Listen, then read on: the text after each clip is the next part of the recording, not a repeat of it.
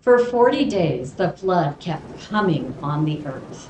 As the waters rose higher, they lifted the ark high above the earth. The waters rose higher and higher on the earth, and the ark floated on the water.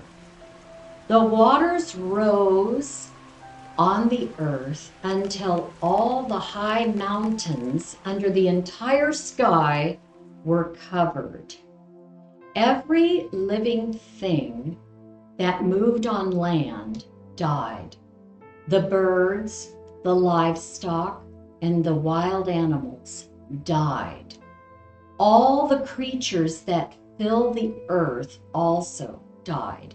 And so did every human being. Every breathing thing on dry land died. Everything on earth was destroyed. Only Noah and those with him in the ark were left. The waters flooded the earth for 150 days.